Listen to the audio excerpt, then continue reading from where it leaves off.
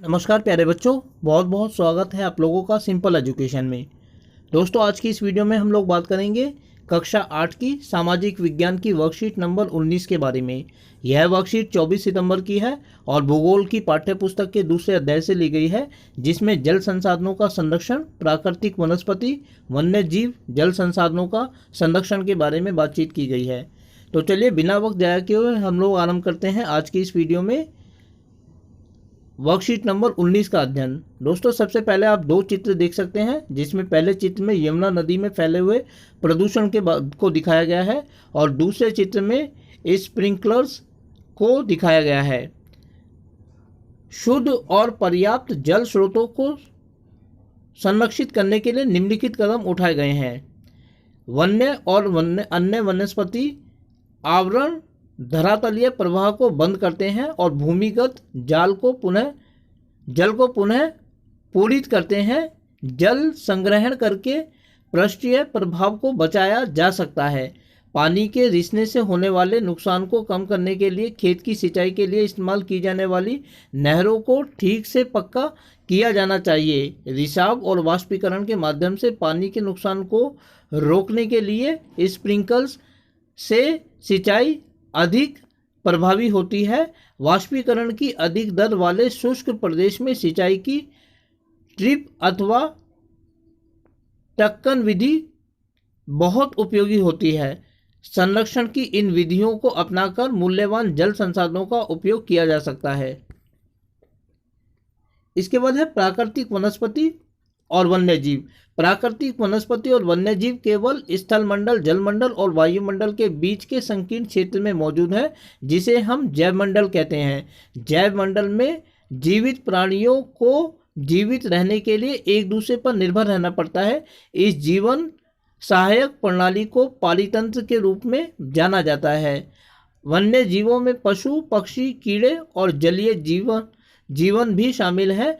पक्षी कीड़े खाते हैं और अपघटन के रूप में भी कार्य करते हैं। गिद्ध मृत जीव जंतुओं को खाने के कारण एक अपमार्जक और पर्यावरण का एक महत्वपूर्ण शोधक माना जाता है। इसीलिए प्राणी चाहे छोटे हों या बड़े, पक्षी सभी पारितंत्र में के संतुलन को बनाए रखने के लिए आवश्यक हैं। इसके बाद है दोस्तों प्राकृतिक वनस्पति का वितरण। वनस्पति की वृद्धि मुख्य रूप से तापमान और नमी की पर निर्भर करती है। दुनिया के प्रमुख वनस्पति प्रकारों को जंगलों, घास के मैदानों, झाड़ियों और गुल्म के रूप में वर्गीकृत किया गया है।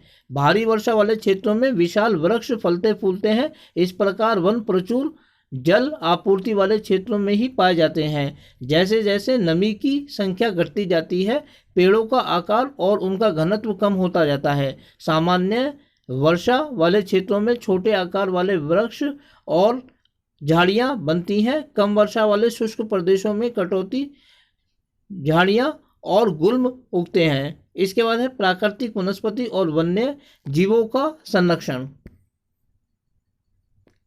जलवायु परिवर्तन और मानव हस्तक्षेप से पौधों और जानवरों के प्राकृतिक आवास नष्ट हो सकते हैं। वनों की कटाई, मिट्टी का कटाव, निर्माण संबंधी गतिविधि, जंगल की आम, सुनामी और भूस्खलन कुछ ऐसे मानवीय और प्राकृतिक कारक हैं जो इन संसाधनों के विलुप्त होने की प्रक्रिया को तेज करते हैं।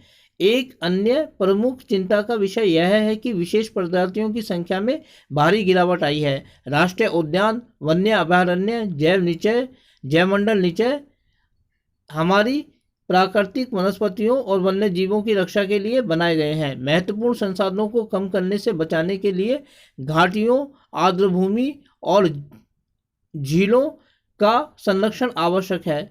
सामाजिक वानिकी और वन महोत्सव जैसे जागरूकता कार्यक्रम भी क्षेत्रीय और सामुदायिक स्तर पर स्थापित किए जाते हैं। स्कूली बच्चों को प्रकृति शिविरों में जाने में प्रोत्साहित किया जाता है ताकि वे विभिन्न प्रजातियों के आवास की सराहना करें। इन देशों ने व्यापार के साथ साथ पक्षियों और जानवरों की हत्या के खिलाफ कानून पारित किए हैं। भारत में शेरों, बाघों, हिरणों, भारतीय सारंग और मोर को मारना गैरकानूनी है। इसी बीच एक अंतर्राष्ट्रीय सम्मेलन CITES ICES की स्थापना की गई है, जो जानवरों और पक्षियों की कई प्रजातियों को सूचीबद्ध करता है जिसका व्यापार निषिद्ध है। तो दोस्तों ये वर्कशीट थी आप लोगों की। अब इस वर्कशीट में जो सवाल दिए गए हैं हम उन सवालों के जवाब की तरफ मुड़ते हैं। तो दोस्तों पहला सवाल है कि पौधों तथा जानवरों के संरक्षण के लिए सरकार ने कौन कौन से कदम उठाए हैं, किन्हीं दो को लिखिए। इस सवाल के जवाब को हम इस तरीके से लिख सकते हैं कि अनेक जीव अभयारण्यों की स्थापना की गई है और कुछ जीवों के शिकार पर पाबंदी लगा दी गई है। दूसरा सवाल है कि भूमि संरक्षण के 3 तरीके बताइए। इसके जवाब को हम इस तरीके से लिख सकते हैं कि उर्वरकों तथा कीटनाशकों का कम प्रयोग करना, दूसरा पशु चारागाहों में कमी, और तीसरा बहुविध फसल प्रणाली का उपयोग। तीसरा सवाल है कि पारिस्थितिकी तंत्र से आप क्या समझते हैं, और इसके जवाब को हम इस तरीके से लिख सकते हैं कि जैव मंडल में रहने वाले जीव प्राय एक दूसरे पर आश्रित होते हैं। जीवों की यही पराश्रितता पारिस्थितिकी तंत्र कहलाता है। इसे इंग्लिश में इकोलॉजी कहा जाता है। तो दोस्तों ये थी आप लोगों की आज की सामाजिक विज्ञान की वर्कशीट नंबर 19। उम्मीद करता हूं कि आपको वीडियो अच्छी लगी होगी, और साथ ही आपसे अनुरोध करता हूं कि यदि वीडियो अच्छी लगी तो वीडियो को लाइक और चैनल को सब्सक्राइब जरूर करें। इसके अलावा आगे आने वाले अन्य दिनों में अन्य वीडियोज़ को देखने के लिए जुड़े रहें मेरे साथ मेरे इस यूट्यूब चैनल पर, जिसका नाम है सिंपल एजुकेशन। फिलहाल आप लोगों से विदा लेना चाहूँगा। वीडियो को देखने के लिए आपका बहुत बहुत धन्यवाद।